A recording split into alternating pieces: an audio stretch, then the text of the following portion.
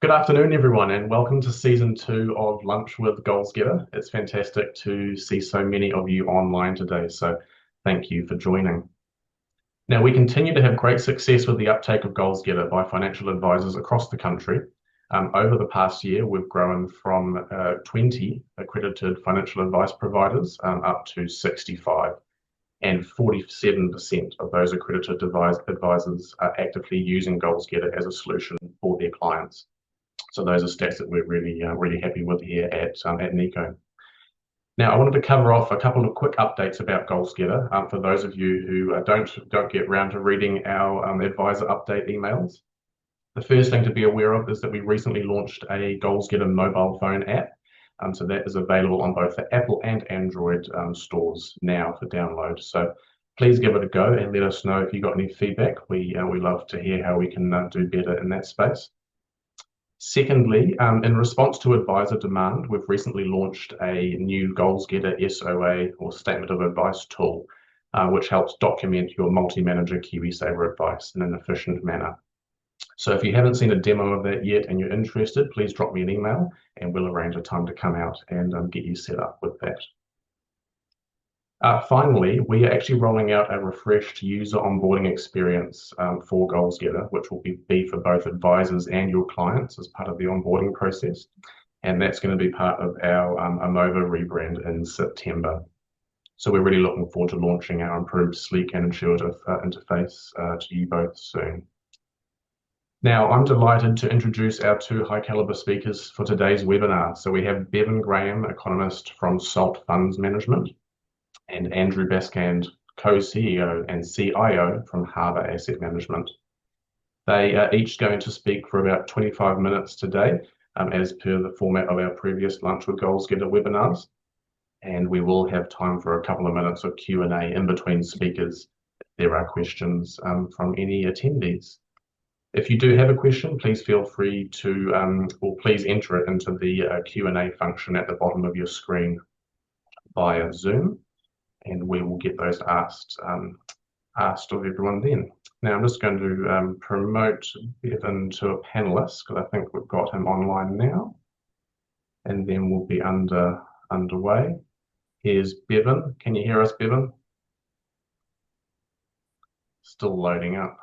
We just had a slight technical difficulty this morning, but he's all online now. How are you going, Bevan? Mute. There Hello. he is.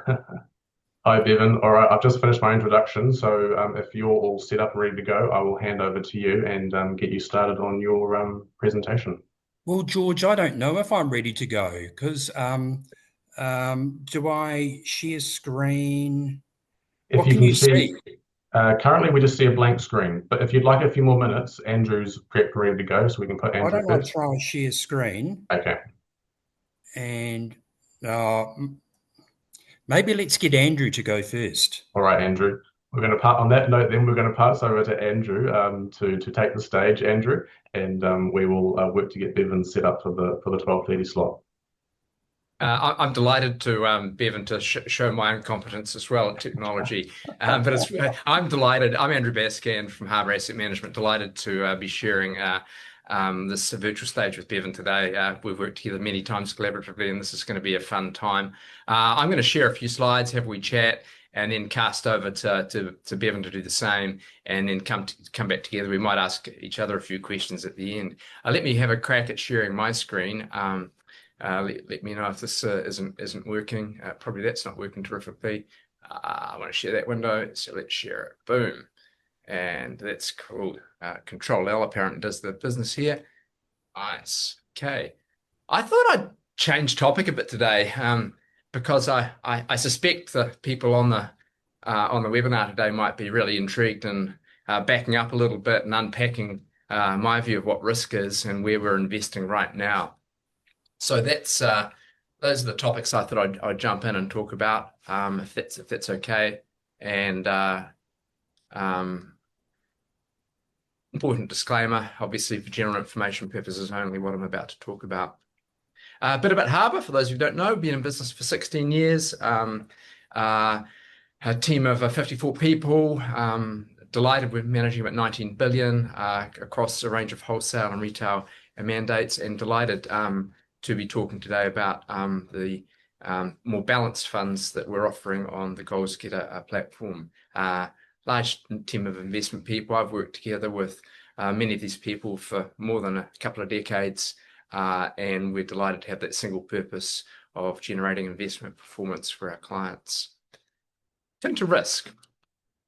Yes, perceptions of risk are a bit about what we read, and that's what most of your clients probably feel as well, whether it's the sudden surprise of COVID, whether it's a political event, a geopolitical event, or indeed the arrival of new technology, which can be a positive risk. Not all risks are negative risks. From our perspective, many clients are a bit surprised in times of significant uncertainty or the appearance of risk. Investment returns are not necessarily at all negative. And indeed, given the thinking, if you were to back up the truck to 2019 and thinking along would come a global pandemic, along would come record low interest rates, then almost record high inflation, and we'd have the disruption of political events and two geopolitical wars. If you were to tell me that global equities were to return 10.5% or 10% as of a wee while ago per annum over that time frame, I would be I think most of us would be a little surprised. And risk is really about this, is that asset classes don't all perform at the same time together. And this chart here shows you the last 5.5 years of asset class performance, with global equities being the very strong asset class, and New Zealand equities, global bonds, New Zealand bonds providing returns that have been certainly significantly negative in real terms, slightly positive, of course, just slightly positive in nominal terms. But let's turn just to the more recent time frame, thinking about risk, because whilst US equities have dominated returns over the last 5 years, the last 6 months has been a bit different. Perceptions, of course, are that global equities are sort of dominated by the US, and that's certainly the truth in terms of market capitalization, and that the rest of the world have lagged the US equity market for the best part of the last 5.5 years. But the last 6 months or so, life has been a bit different, with US equities being the underperformer. And just thinking about why that might be, and lagging into this whole perception of returns and risk, it's because US equity valuations are again quite elevated. And what this chart does, in possibly a bit of a complicated way, it highlights valuations using just one measure. There are many measures that Bevan's team and my team use for valuations, but I think this one measure is useful because it's ubiquitously used, and that is the forward price-earnings ratio of a market. And here we're looking at the range of outcomes that's occurred over the last 20 years. We could go back 50 years or even longer in the case of the US, but just the last 20 years. And if you turn to the far left of this chart, you'll see what's called a box and whisker figure for the US, and that has a blue dot right in the middle, and that blue dot is signaled at 16. And what that means is the US equity market has had a median valuation over this time frame of 16 times earnings.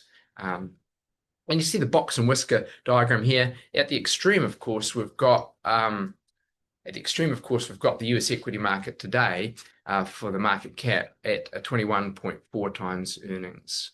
And I think this is once again potentially why the US equity market has been lagging a little bit the global market over this time frame.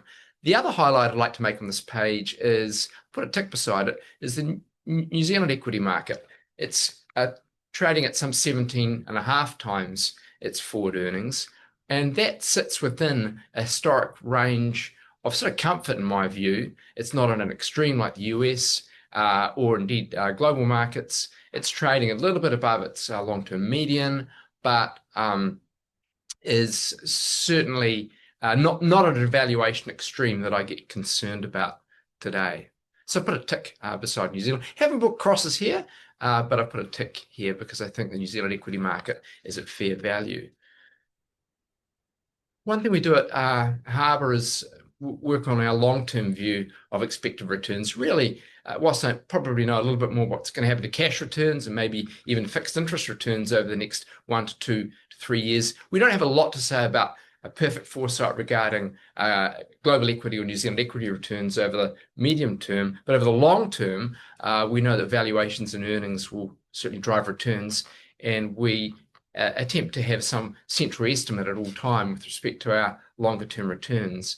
And right now, given the significant outperformance of global equities over the last 5 years, we actually have a forecast long-term return on global equities, which is a little bit less than a forecast long-term return on New Zealand equities. And I put a circle around this because that isn't something I could have said often over the last 4 to 5 years. So I just wanted to highlight that that's our long-term return expectation. We believe global equities will outperform global bonds and New Zealand bonds by a small amount, not as much as would have been the case historically, but New Zealand equities look reasonably attractive. Okay, so let's turning to risk. I think these are charts that you might find useful, next 2 or 3 charts, in having discussions with your clients. But the way I think about risk is, over the short term, most people consider volatility as one measure of risk, but actually downside risk, I think, is what people are most concerned about. And as an example, if I take annual returns, about a fifth of the time, New Zealand equities will have a negative return. At the same time, New Zealand bonds will have a negative return, probably less than one tenth of the time, around about 8% of the time on an annual basis, New Zealand bonds. So the perception here will be that New Zealand equities look, well, more risky, because you're going to have more observations of negative returns. And certainly if I shorten that time frame down to quarters or months, that exacerbates the outcomes here. However, most investors are most concerned about after inflation returns.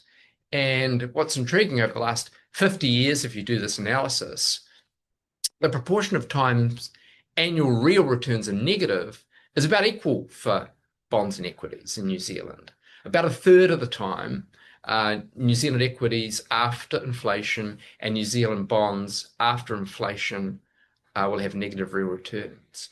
So I think this concept of downside risk, well, it's a coin toss between equities and bonds. And this is where the other perspective of risk is important, not just inflation risk, but time risk. Because time changes, I think, significantly your perspective on risk. And we know that over shorter time frames, global equity returns are more volatile, and you can have a greater experience of a negative return over 1 week, about 30% of the time, over 1 month, about 36, 37% of the time, 1 quarter, back to that 30, over 1 year, 25, and then we decline through time. And so for a longer term investor, obviously risk is a different perspective. The other view on risk is that investor perception of uncertainty and volatility can come in the headlines quite quickly and rattle markets. And I think it's quite important that we have an observation of what likely happens next after markets get really rattled. And here I can think of 3 recent events. I can think of many historic events, but 3 recent events. We all recall the month of COVID, when the drawdown on markets was nearly 1/3, 34%, decline in markets in 1 month.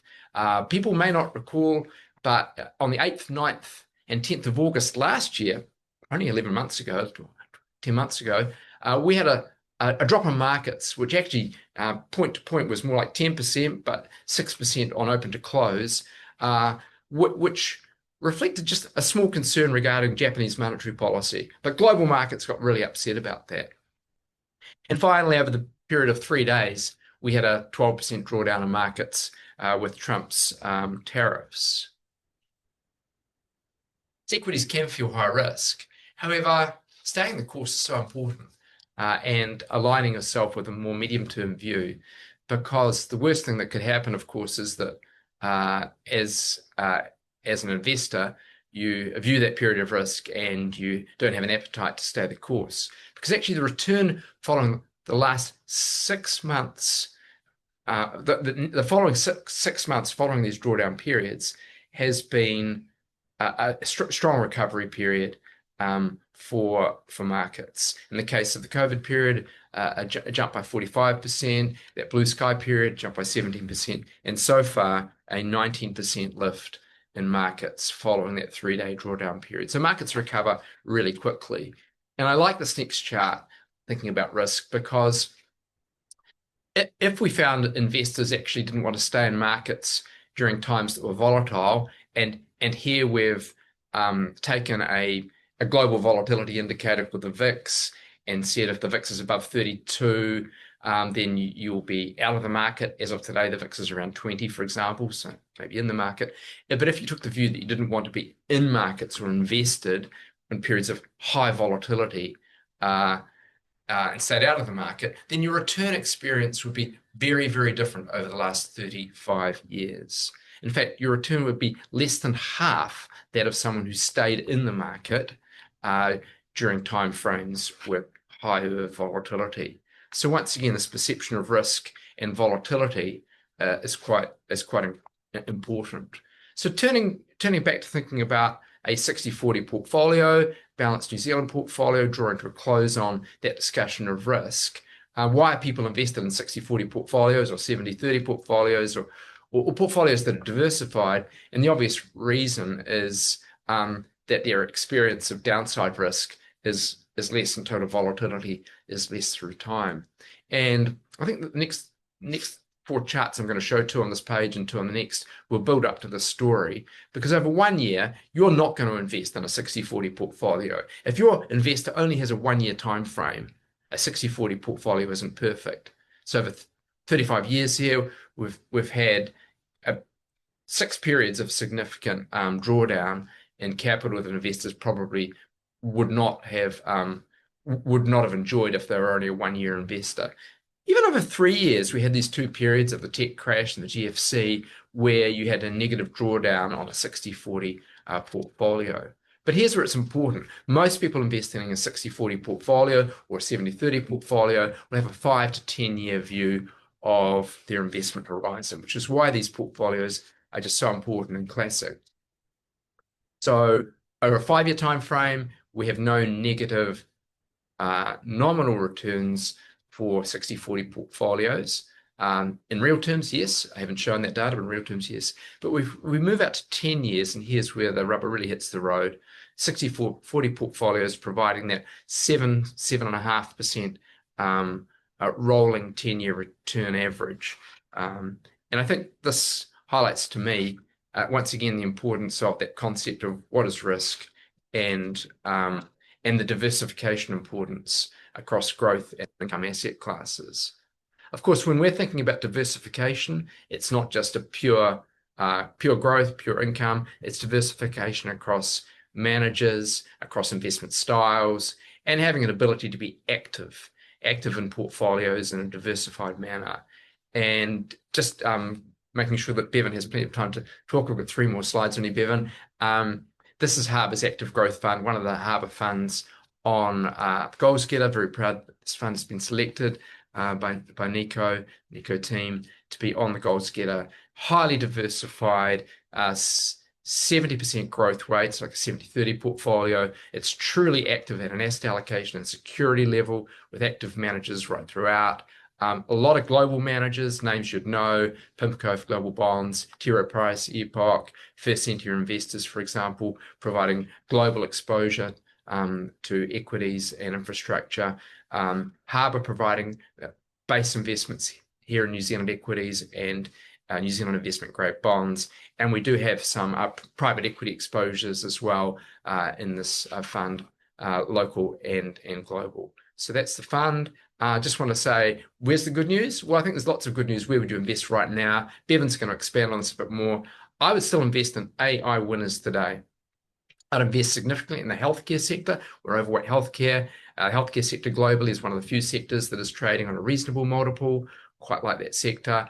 and I'd invest in China and Asia exposures. I think China will still hit 5% GDP growth this year, probably still be the driver of a global outcome for growth between 2.5% and 3%, and I quite like Asia exposures as well. In terms of AI winners, why? It's not just about the mega cap stocks. It's about smaller mid cap stocks are really beginning to lift their use and investment in AI. We're seeing significant uplift in demand for AI infrastructure as well, which is investable in New Zealand and Australia. One of the ways you can get investment exposure in New Zealand is through Infratil, highly diversified exposure, but the digital base of Infratil is about 64% of the valuation of the stock, and really like the exposure to CDC in particular, Data as well, and their renewables exposure, because one thing we know about data centers is the requirement for energy as well. So just finishing on that note, thanks for the opportunity.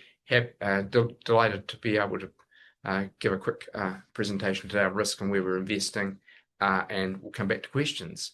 Stopping sharing right now. Thank you.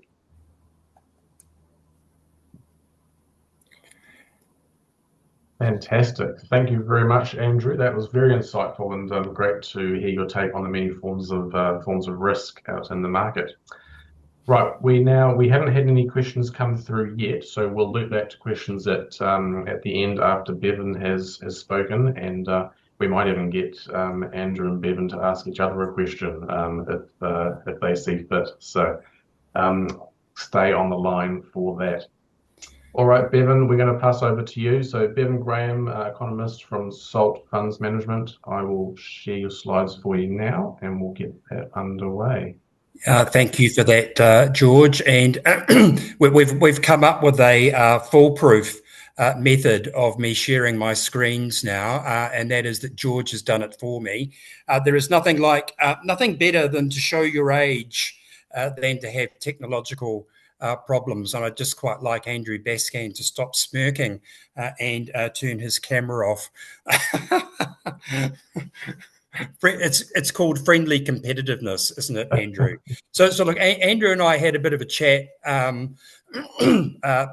few days ago just about this presentation, because there's nothing worse than coming along to these things over lunch with your sandwich and just hearing two or three people talk about the same stuff. So we did decide to divide and conquer. And as you know, Andrew's presented now on risk and current market opportunities and that sort of thing. And look, I thought I'd take a different slant and talk a little bit about how we're thinking about some of the big structural changes that are happening in the world right now. And if you move on to the next slide there, George, I just want to take you back 5 years to a time when SALT was a simpler business in the sense that we managed domestic equities for a range of institutional clients in New Zealand. And then the owners, Matt Goodson and Paul Harrison, decided that they wanted to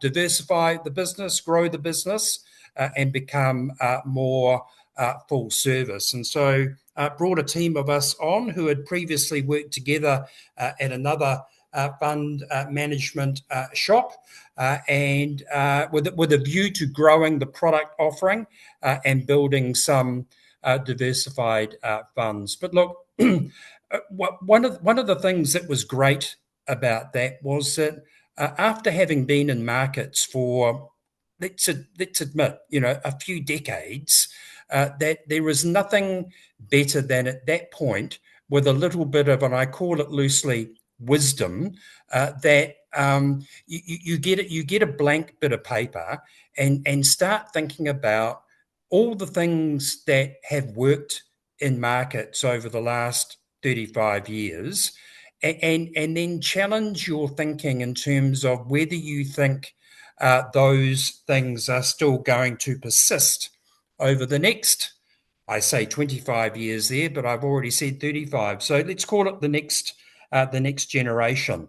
And we came up with a list of things that we thought that our new funds were going to have to navigate over the next generation.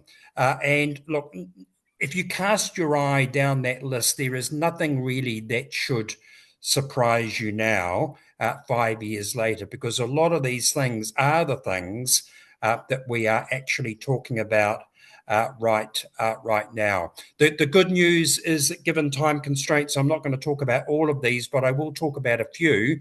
And in doing that, we'll probably touch on some of the others. So if you move to the next slide, George, the big one right now is globalization. And look, globalization has been such a force in the global economy over the last 50, 60 years, because with that increasing growth or proportion of global GDP driven by trade, we have seen a significant strengthening of growth, but also a significant reduction in global inequality. And just to emphasize the point, globalization has been a massive contributor to a reduction in inequality between countries. So we've seen the lifting of the emerging markets, but the challenge has been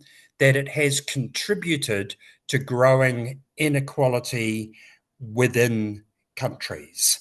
And we saw that come to the fore at the time of the global financial crisis, where globalization started to wear a lot of the blame for rising inequality amongst the major developed markets. And since then, obviously, the anti-trade rhetoric has increased. We've seen that through various populist leaders in developed markets. We've seen Brexit in the UK, which I think most people would now acknowledge was probably a mistake. And of course, we're now dealing with tariffs in the US, reciprocal tariffs. We're only 2 weeks away now from the 90-day suspension of Trump's reciprocal tariffs. So there is still lots to think about in terms of where that goes and the impact on growth and inflation throughout the world. But the problem has not been in terms of that rising inequality within developed markets. The problem has not really been globalization itself. I would argue it has been a failure of those developed markets to deal with the consequences of globalization. And that comes back to things like skills in the labor force and labor mobility and a whole lot of other factors in terms of economic development that could have been done to offset some of those costs. On to the next slide, George, and this really just emphasizes that rising inequality. This is data from the Congressional Budget Office in the US.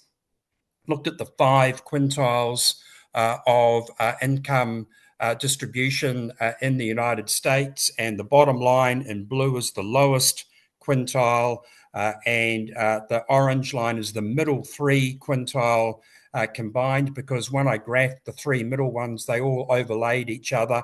And then, of course, we've got the highest quintile. So there is no denying that there has been a massive increase in inequality within the United States. And this is the reason why Trump won. And it's the reason why he won twice. He won in 2016 because Obama's "yes, we can" became "no, we can't."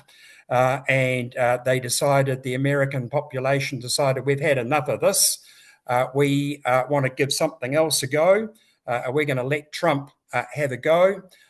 They then voted him out again. Biden came in, and Biden and Harris failed to take the opportunity to re-articulate the case for the capitalist orthodoxy. And we now have Trump back in again.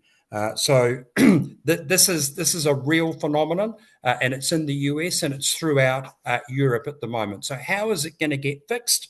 Well, I'll tell you now, because on the next slide, the thing that is not going to fix it is tariffs. Tariffs are not the answer, because if you think about the problems of globalization that developed markets have failed to fix, they are still there, even if you have tariffs. And that is, America no longer has the skills or labor mobility for a regeneration of manufacturing. And I don't think there's a huge number of Americans that are prepared to work for minimum wage or close to minimum wage to create the goods that are currently being imported from China or India that would still be cost competitive for American consumers. So you really just get higher prices in the US, and American consumers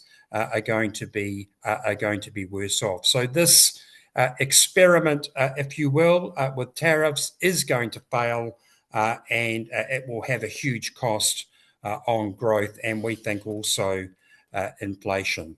At the same time, on the next slide, there are a whole lot of other factors that are concerning or worrying us at the moment. Excuse me. Populations are aging and dependency ratios are rising. We take a slightly different view on aging populations to the conventional wisdom. The conventional wisdom is that an aging population is disinflationary. Well, we take a different view on that, because if you think about it from a dependency ratio perspective, now what I mean by a dependency ratio is that if a dependency ratio is rising, it tells you that there is an ever decreasing proportion of the population that is having to provide for an ever rising proportion of the population that are not working, and that is because they are retired or whatever. So dependency ratios are rising, and when you combine that phenomenon with the fact that labor productivity is virtually zero, or if you're lucky, very small positive numbers in most of the developed world, how is that not inflationary? And that's something that I've always struggled with. Japan is usually held up as the poster child of disinflation and aging populations, but I think Japan's issue has been more to do with wage setting behaviour than it has been with the aging of the population. And we're seeing that play out right now as wage setting behaviour is changing in Japan, and the Bank of Japan is able to start normalising interest rates. So this is a problem, and productivity has to fix this. And that is going to be increasingly, or it has proven to be very challenging over the last few decades, and we think continues to be challenging. So this phenomenon, we think, is actually more inflationary than disinflationary. Next slide. Thanks, George. And of course, when you've got rising populations, aging populations, there are fiscal implications of that as well. You've got rising healthcare costs.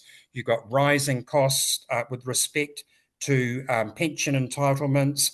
At the same time that we're having to deal with a whole lot of other factors like climate change commitments, infrastructure deficits, rising defence spending as America goes it alone and on its America First regime and change to the global defence environment. You've got rising debt servicing costs. So what we've graphed here, and these are estimates from the IMF, is various countries' structural budget balances. And so what do we mean by structural? Well, it means what the IMF has done here is stripped out the impact of the economic cycle on these budget deficits. So what you're left with is the bit of the deficit that can only be fixed by either new measures to raise revenue or new measures to cut spending, or you raise your potential growth rate. Now, the first or the last one of those, raise your potential growth rate, is essentially incredibly difficult. And the other two, raising revenue and cutting spending, are very difficult for politicians to do. And we are finding it pretty challenging, or politicians are finding it pretty challenging to deal with this problem. And that's especially the case if you are a country that does not have the benefit of being the world's reserve currency. There is a thought or a perception, if you like, in markets that the US does not need to worry about this debt problem too much because they are the world's reserve currency. Well, all I would say to that is that maybe one day they won't be the world's reserve currency. I don't know what day or date or year that is, but they are on a steady course, or already on a steady course that is completely unsustainable. And that black line there for the US does not include the latest the latest tax bill that's currently before Congress, which is the One Big Beautiful Bill Act. I never thought I'd say that with respect to a piece of legislation, but there you go. It's the world in which we are living. And that One Big Beautiful Bill Act, according to the Congressional Budget Office, will add $3 trillion to US deficits cumulative over the next 10 years. So that black line is already a lot lower than it is on that chart. The other one to mention is Germany, where Germany is now changed its constitution and removed the debt brake that was put in place after the GFC. As a result of that, I think that they will be struggling to get back into structural surplus also. We on there look pretty good. We are still dealing with obviously a big structural deficit. There are attempts being made to get that back under control. It's proving pretty challenging, but we do need to get there. I'm not in the camp that believes that a higher debt ratio or allowing a higher debt ratio is the answer in New Zealand, because I think we're in a situation at the moment right now where we are borrowing to pay the daily bills, like consumption. So that is not a sustainable position.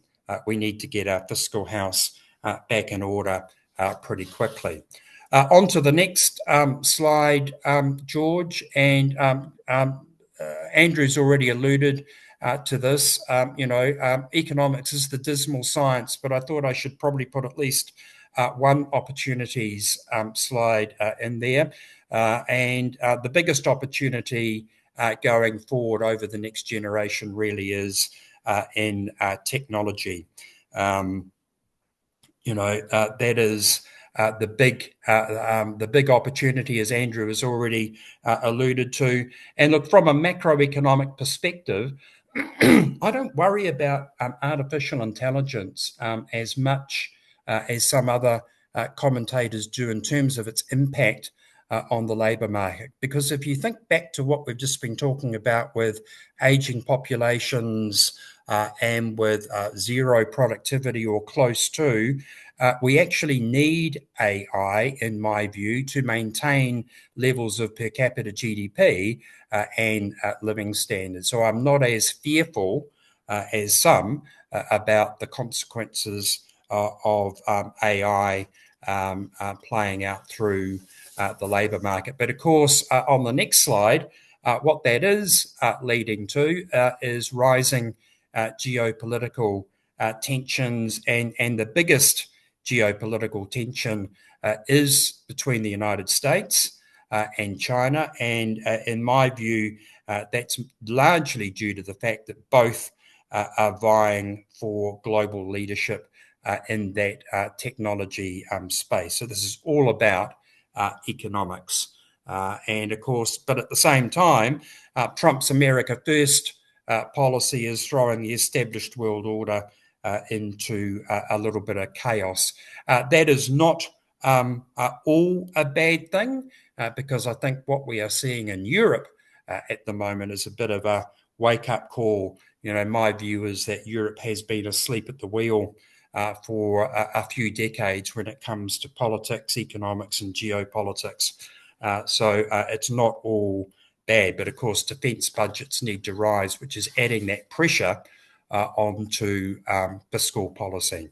Onto interest rates, and on the next slide, George,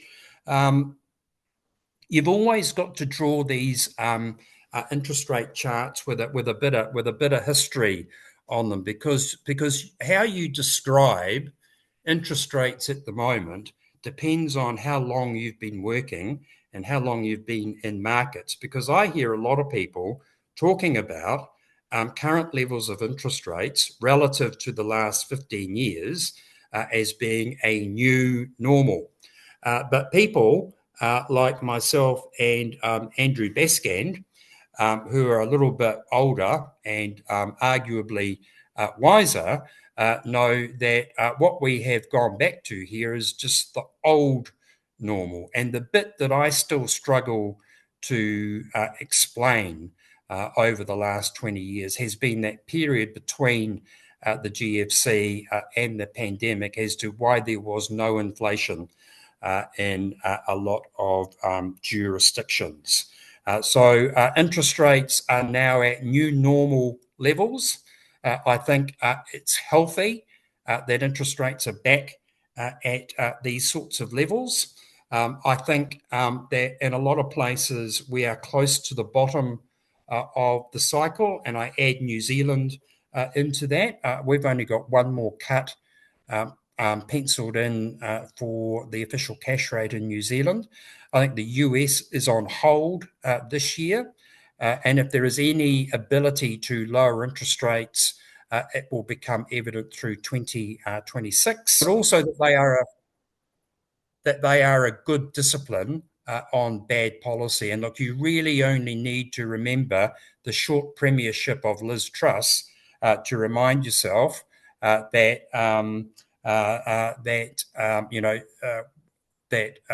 markets are a good discipline on bad policy. We're on the next. We've moved on to and the next one. That one. That's it. It's the one. But also, we expect we're going to see shorter economic cycles and greater volatility in markets over the next period. That does add greater value or greater opportunity for active managers to add value through more frequent sector and factor rotation. Lower trend growth puts a premium on stable cash flow generating, non-cyclical equities, high quality credit, uncorrelated assets. We need to manage bond riskiness a little bit more actively now, and portfolios will likely benefit from increased exposures to asset classes that will perform during periods of low growth and higher inflation. And of course, a more tense and fragmented world means you need to be a bit cautious with your geographical exposures as well. So my final slide, just a look at the Capital Growth Fund, which is our fund that is on the GoalsGetter platform, and just to look at the inner circle, which is the strategic asset allocation weights of this portfolio, is to note that given all of that work and all of that thinking we've done about those big structural themes that will play out over the next few years, you'll notice that the difference between us and a number of other funds is that we've got a pretty chunky allocation there to real assets in the form of global listed infrastructure and cash, and global listed property. Also, there are unique features also to some of the sleeves within that as well. But look, in the interest of time, I think I'm going to leave it there, and we will, I think, George, throw it open to questions. We will. Thank you, Bevan. And apologies there. My Zoom restarted for a couple of minutes, so I'm not sure what You your know, mate, experience. that is the That's look best good. news. That's the That is best look good. news I've had all day. That even the young guy Yeah. can't work out lemon Zoom. So that I'm just delighted. Uh, Hey, hey Very Bevan, good. Well, Bevan, I've got a question for you. George, I've got a question for Bevan, I think. I'm not sure if you've got any online, but just as people were thinking about that. I was intrigued, Bevan, with that slide of the US fiscal deficit again, because we haven't really talked about bond yields. You talked about monetary policy and equity markets, but both of us sort of jumped off the page with respect to probably the largest and deepest market in the world, bonds. And like that fiscal deficit slide of the US, it seems to me that there's a lot of will and desire to improve that in the US, but as it stands, a 5 to 6% of GDP sort of a US fiscal deficit, it's not really that sustainable. What do you think? What's your take on this US bond market at the moment? 4.5% yields. What do you reckon? Oh, look, it is not sustainable, and and I'm not sure, Andrew, that there is a will and desire to fix it. And this is not just an American phenomenon. You know, it's a European phenomenon as well, because the things you have to do to fix it are either incredibly difficult or political suicide. You know, you do have to raise taxes. You do have to cut pension entitlements. You know, there's a whole lot of stuff you do have to take off people.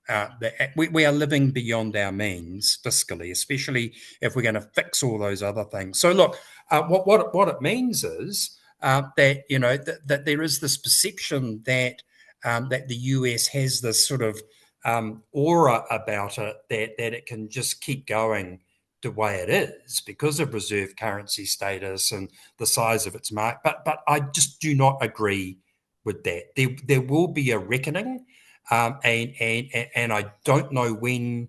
I don't know when that is. But there will be a time when the market is looking at US assets and thinking, I'm not so sure I want them anymore. And that comes back to that whole argument about reserve currency status and all of those sorts of things Yeah, as I know well. we've debated that as well, and I'm intrigued.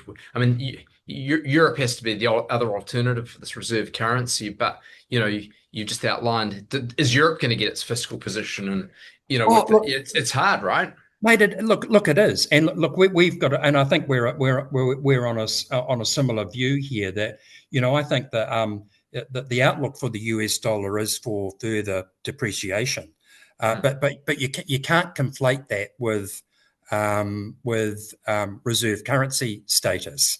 You know that the reserve currency status of the US is well entrenched and will survive a depreciation in the US dollar. But the key reason why the US reserve currency status will be maintained is because there is currently no alternative. And look, you're absolutely right, because we talked about this the other day, but we'll mention it for the other listeners, and that is that it was flirted with just after the GFC, that perhaps the US dollar at that point was not worthy of reserve currency status, and it was discussed quite openly and with a degree of conviction that the next cab off the rank would be the euro. The problem with the euro, it is a less than perfectly constructed common currency, and until you have common fiscal policy in Europe, which they've only made baby steps towards, there is no way that the euro will ever be the reserve currency will have reserve currency status. And then you look at what else might take its place. I just don't see what it is. No, I agree. Yeah. I just don't see what it is. So we're here for a while, but one day, and maybe we'll be retired by then, Andrew, and we can just waddle to the computer screen with our Zimmer frames and say we knew that was going to happen. but exactly when that is, I don't know, or where the breaking point is. Yeah. Hey, we should probably crack on with a more positive couple of questions there, George. Nothing else has actually come through from the listeners at this point, which I think means a sign of two very good presentations that told them everything they needed to know. Well, either that, George, or everyone's left already. No, there is still very good numbers on the call. I can guarantee that. Well, can I ask Andrew a question? We talked about valuations and AI and all those sorts of things. Andrew, how do you guys at Harbour think about the Magnificent Seven, and how do you deal with those in portfolios? Yeah, I take the Magnificent Seven first. I mean, the earnings growth of those companies in the last 2 years, in the last 6 months, in the last quarter, has still justified this perception of upgrades. So earnings are still going at such a rate that the valuations don't look so extraordinary. There will likely come a time, in my view, and the view of our global research partners, where that growth in revenue and earnings, the ball is passed to the next crowd of real users of AI that are truly developing productivity gains in their businesses. So currently the winners are the large mega cap stocks, the Nvidias, the Microsofts, who are at the forefront of developing the hardware and the solutions. And their growth is extraordinary at the moment because other people are experimenting, working out how we're using AI. There will come a time when the companies that have lots of customers and lots of data will be racing to get their plaque on the wall for winning at speed, more productivity, and better solutions for clients. And I don't know when that time is, Bevan, but I truly believe that we will see AI become ubiquitous in many parts of our ecosystem. Yep. And you know that, well, today we've just had a large capital raising for Xero. Xero is buying a large payments company, $4 billion in the US. And that is about applying a larger database across more clients and developing AI solutions for clients. And it's that sort of company where I think the AI ball is going to be passed to. But and I'm more optimistic again regarding this demographic profile, because solutions we found, I hate to say it, in home and in aged care facilities and in healthcare for AI, and we're already beginning to see that. So valuations are always a concern, whether they're too high or too low, because they give you a signal. And I think we're alert to the challenge of gaining a significant return out of a market with a valuation of 24 times today. If the earnings come through, we're fine. And I think both your portfolio and our portfolio pretty fully weighted in global equities still. We're not like backing out of here, right? No, that's right. No, not backing out. But the ball will be passed. You've got 493 other companies in the US and the S&P 500 where the earnings will begin to mount. Yeah. Europe, the same. And China, the same again. I mean, China now has over 100 DeepSeek models. So I think that's my perspective. Great question. Yeah, I'm more optimistic. Society moves on. Yeah. Thanks, Evan. Two great questions. Thank you, Bevan and Andrew. So I think we'll look to start wrapping everything up then. Appreciate your time. Those are two top-class presentations, and they were being very well received by all the advisors. So thank you again. And my closing note to everyone on the call before we get back to your Wednesday afternoon is just a quick reminder that GoalsGetter is launching two high growth or aggressive funds on the 1st of July. So 1 week yesterday. And so that's going to be the topic of our next Lunch with GoalsGetter webinar, probably in the first week of August or late July. So keep an eye out for that invite. And it was, like I said, great to see so many of you online. It doesn't matter how many times we put the word webinar into the invitation, I still get a number of inquiries about where is the lunch being held. So that That always, sounds like one of my questions. yeah, you might have been one of those, Bevan. So that's everything from us. So thanks again, everyone, and we'll see you all next time. Thanks, everyone. See ya.